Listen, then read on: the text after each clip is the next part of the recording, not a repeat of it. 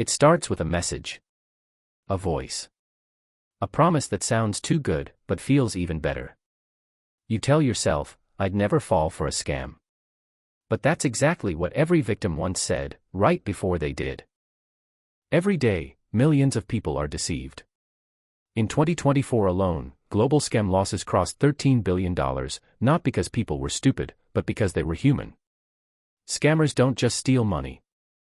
They steal trust, and they do it by hijacking the very psychology that makes us social, compassionate, and hopeful. We all like to think of ourselves as rational beings. But psychology tells a darker story. We're not driven by logic, we're driven by emotion. And scammers? They understand emotion better than most psychologists. They use authority bias. We tend to trust people who sound confident, powerful, or official. When someone says, I'm calling from your bank, our brain instantly lowers its guard. We confuse certainty with truth. Then comes scarcity. Only 3 spots left.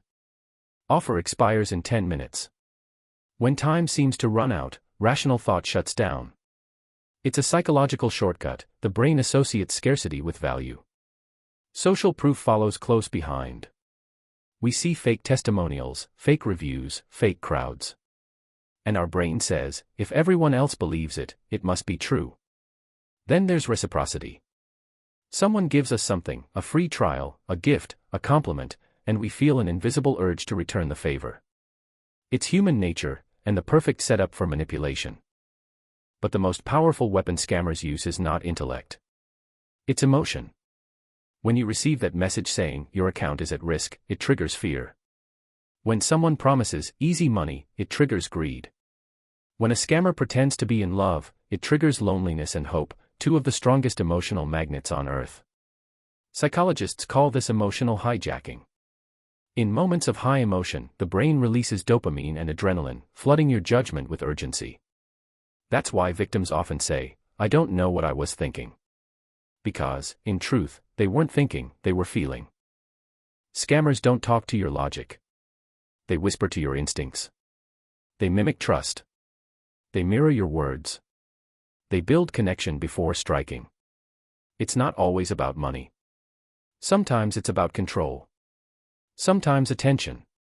Sometimes chaos. And the scariest part?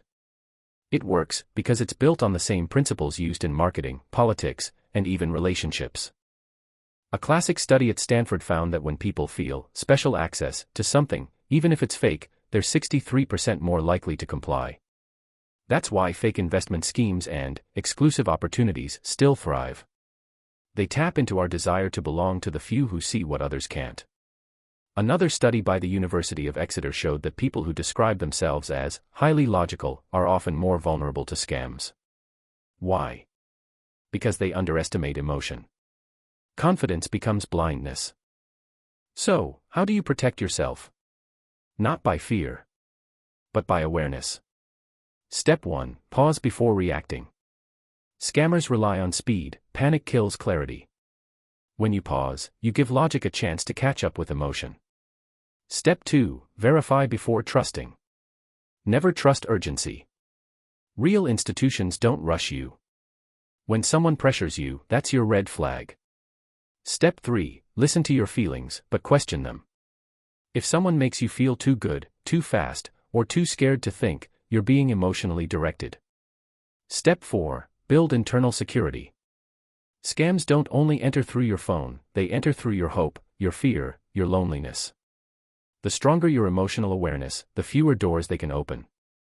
Falling for a scam doesn't mean you're weak. It means you were human in a moment designed to exploit humanity.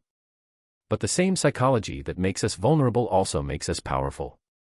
Because awareness transforms fear into wisdom. And wisdom is the ultimate defense. Next time you hear an offer that feels too perfect, remember. They're not selling a product. They're selling you the story you want to believe. And the moment you learn to see the story, you've already broken the spell. Because awareness isn't just protection. It's freedom.